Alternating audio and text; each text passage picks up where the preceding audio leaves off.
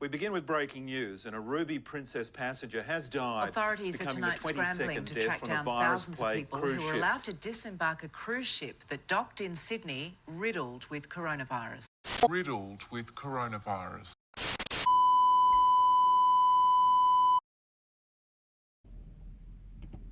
Carnival Cruise Corporation is Australia's largest cruising conglomerate, with over 9 brands and 100 ships. Some of these brands include Carnival, P&O, Princess, and Holland America. 2020 was predicted to be the most successful cruising year ever. However, the dramatic and unprecedented damage caused by the COVID-19 pandemic has left the industry at a complete standstill. This has left us wondering, how can Carnival Corporation reassure and convince consumers to travel on their cruise ships post-COVID? Carnival Cruise accommodates to the general public, however the target market narrows down to specific demographics. These are young families, seniors and retirees, young adults and couples. These target markets' consumer behavior are affected by their psychological core in feeling motivated to travel on a cruise and being exposed to external influences such as word of mouth, advertisements, social media, and the COVID-19 pandemic. Their conscious decision-making process when purchasing tickets for the holiday cruise, and their culture that includes both internal influences such as hearing experiences and receiving recommendations from family and friends, as well as their lifestyle and status, and external influences previously mentioned. Carnival cruises are seen as a fun cruise line where individuals can live life to the fullest. They are also perceived as family-orientated, as they are reported to carry around 900,000 children on average each year. They're also seen as a highly innovative and experience-focused company, seen through the introduction of a $2 billion program that maximizes user satisfaction and experience. For product, Carnival is a massive cruise line and have had an increase on new ships. For price, they offer different prices based on customer willingness to pay and great deals to promote more customers. For place, Carnival is known to communicate with their consumers through their websites, as it is easier to promote individuals with relevant information and offers. And for promotion, Carnival offers a customer loyalty program and offers great promotions, which is advertised through their website and through social media ads.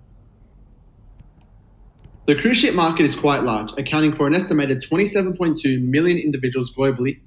This accounts for $126 billion in revenue and assists the economy in providing 1 million job vacancies, with wages and salaries totaling $41 billion in 2016. Australia is deemed to be the 4th largest source market region size for cruising, representing a massive 26.7 million individuals taking a cruise in 2017. However, the market enjoyed a flatline due to COVID-19 and the implementation of the no sail order. However, the market is subtly increasing as the industry slowly resumes. The top competitors for Carnival Cruise Lines include MSC Cruises, Royal Caribbean International, Norwegian Cruise Lines, and Expedia Group. The current and potential issues identified by using secondary data sources consisted of loss of revenue and income, factors that affected the brand's image, and environmental aspects. Specifically, articles that reported Carnival Corporation's loss, their share prices decreasing, and their debt. This has led them to dispose of a number of ships to reduce costs as well as lowering their capacity on board. A major concern is their brand image going forward, since there have been a number of events that they have failed to contain, take action, or be responsible for, such as the lawsuits against them, their security breach, and handling of COVID-19.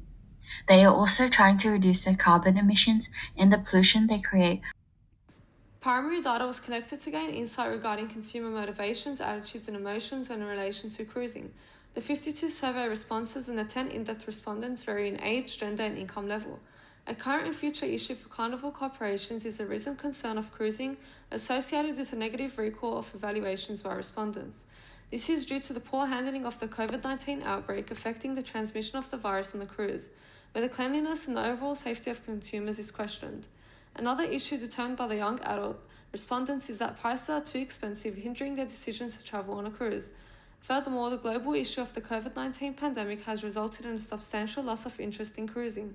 This is due to limited or unfavourable destinations available for travel in response to the health concerns for individuals.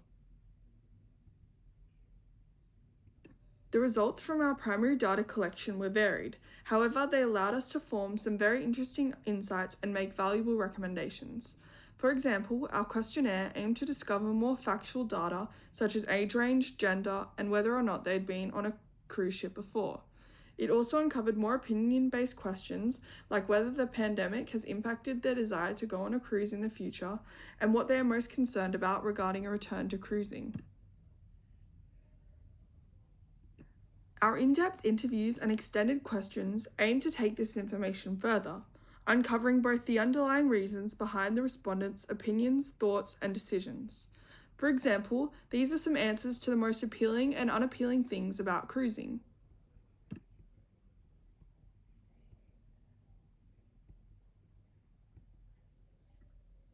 The main strength of Carnival Cruises is that they're already the leading cruise line, hence can expect to have a stable refooting back into the market following the previous stoppage due to high memorability and loyalty. The main weakness is the loss of revenue due to the temporary stoppage of operations, resulting in a low share price and the reason for the disposal of ships, consequently resulting in less capacity. An opportunity Carnival Cruises can capitalize on is the new trends regarding consumer behaviors, as there is a high demand and interest in going on a cruise as it was previously paused due to the no-sail order. The main threat is a return of COVID-19, as it can return at any moment, causing problems regarding planning and forecasting.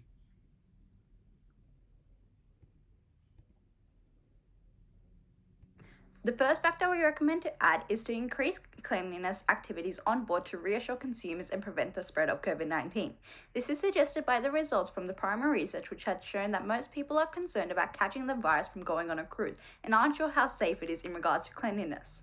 This can be solved by putting more COVID safety regulations in place, as well as hiring more cleaners to make sure everything is sanitized and clean on the cruise. Also adding more hand sanitizer stations and making sure everyone is applying hand sanitizer before entering an area to help prevent the spread of COVID-19 on the cruise. With price being the second most important factor to respondents, we recommend that Carnival focus on price in their marketing and implement and develop new pricing strategies to compete with the inevitable reintroduction of air travel, particularly during the evaluation of an alternative search of the decision-making process.